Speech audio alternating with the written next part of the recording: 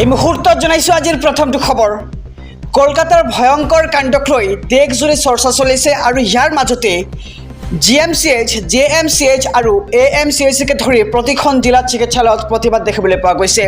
সমগ্ৰ দেশতে চিকিৎসক গৰাকীলৈ প্ৰতিজন সচেতন ব্যক্তিয়ে শ্ৰদ্ধাঞ্জলি জ্ঞাপন কৰিছে। আজি চিকিৎসা মহাবিদ্যালয়সমূহৰ চিকিৎসকসকলে পুৱাৰ পৰা বন্ধ ৰাখিছে চিকিৎসা সেৱা আৰু চিকিৎসকগৰাকীৰ হত্যাৰ প্ৰতিবাদত যোৰহাট চিকিৎসা মহাবিদ্যালয়ত প্ৰতিবাদী কাৰ্যসূচী গ্ৰহণ কৰা হৈছে আৰু দোষীক দৃষ্টান্তমূলক শাস্তিৰ দাবী কৰিছে যোৰহাট চিকিৎসা মহাবিদ্যালয়ৰ চিকিৎসকসকলে। অনিৰ্দিষ্টকালৰ বাবে OPD সেৱা বন্ধ কৰি তীব্ৰ প্ৰতিবাদ সাব্যস্ত কৰে চিকিৎসকসকলে।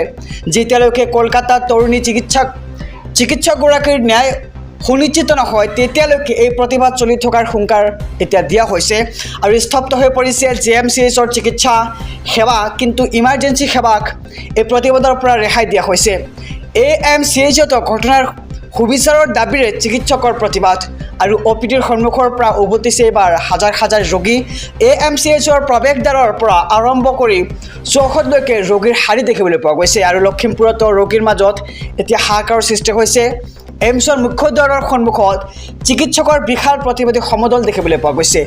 এই মুহূৰ্তত জনাইছোঁ আজিৰ দ্বিতীয় নম্বৰ খবৰটো। দেশৰ ৰাজনৈতিক প্ৰেক্ষাপটৰ এটি ডাঙৰ খবৰ। মুখ্যমন্ত্ৰী হিমন্ত বিশ্ব শৰ্মা আজি অসহায় হৈ পৰিছে।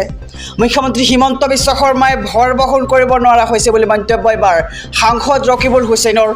ৰাজ্যৰ আইন শৃংখলা পৰিস্থিতিক লৈ সাংসদ ৰকিবুল হুছেইনৰ প্ৰতিক্ৰিয়া। গৃহ বিভাগটো এৰি দিবলৈ মুখ্যমন্ত্ৰীক আহ্বান জনাইছে কংগ্ৰেছৰ সাংসদ ৰকিবুল হুছেইনে। হিমন্ত বিশ্ব শৰ্মা মুখ্যমন্ত্ৰী হৈ থাকক, কিন্তু গৃহ বিভাগটো এৰি দিয়ে বুলি মন্তব্য কৰে সাংসদগৰাকীয়ে আৰু কোনো বিভাগ নলোৱাকৈও তেওঁ মুখ্যমন্ত্ৰী হৈ থাকিব পাৰিব, কাৰণ তেওঁ সৰ্বসৰ্বা আৰু গৃহ বিভাগটো যদি তেওঁ সুকীয়াকৈ চলাব দিয়ে তেন্তে সফল হ'ব বুলি মন্তব্য সাংসদ ৰকিবুল হুছেইনৰ।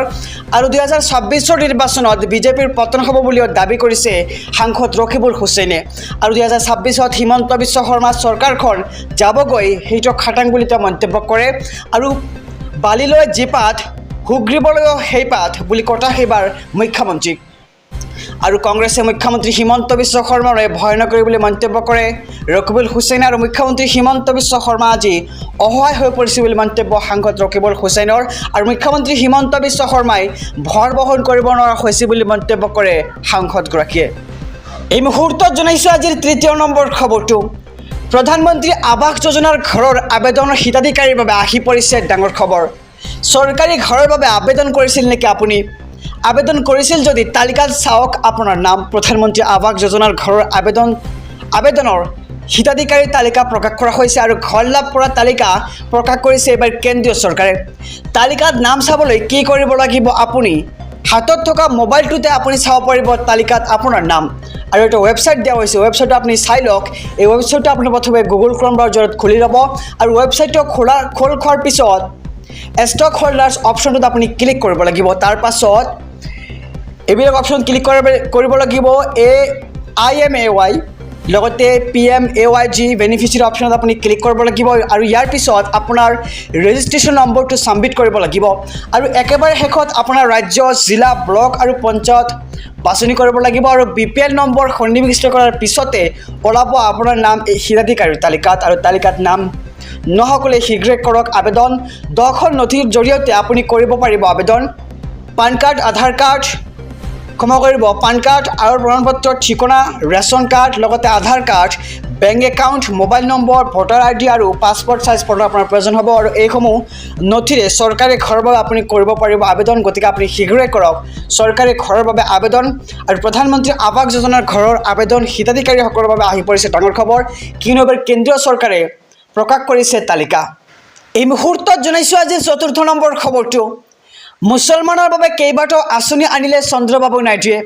মুছলিম মহিলাৰ বাবে আনিলে দুলহান আঁচনি। মুছলিম মহিলাক বিয়াৰ বাবে দিব 1 লাখ কোটি টকা আৰু অন্ধ্ৰপ্ৰদেশত মুছলমানৰ সংৰক্ষণ নিশ্চিত কৰিলে এইবাৰ চন্দ্ৰবাবু নাইডুৱে।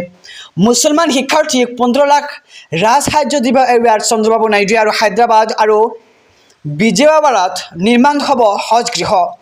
মুছলমান সংখ্যালঘুৰ কল্যাণ হ'ব কল্যাণ আৰু উন্নয়ন নিশ্চিত কৰিলে অন্ধ্ৰপ্ৰদেশত আৰু হজযাত্ৰীসকলে লাভ কৰিব চন্দ্ৰবাবুৰ আৰ্থিক সাহায্য টিডিপিয়ে সংখ্যালঘুৰ কল্যাণ নিশ্চিত কৰিব চন্দ্ৰবাবুৱে আৰু মোদীৰ বাজেটত লাভ কৰা বৃহৎ পুঁজি সংখ্যালঘু কল্যাণক দিলে এইবাৰ চন্দ্ৰবাবুৱে আৰু মুছলমানৰ বাবে কেইবাটাও আঁচনি আনিলে চন্দ্ৰবাবু নাইডুৱে মুছলিম মহিলাৰ বাবে দুলহান আঁচনি আনিলে এইবাৰ চন্দ্ৰবাবু নাইডুৱে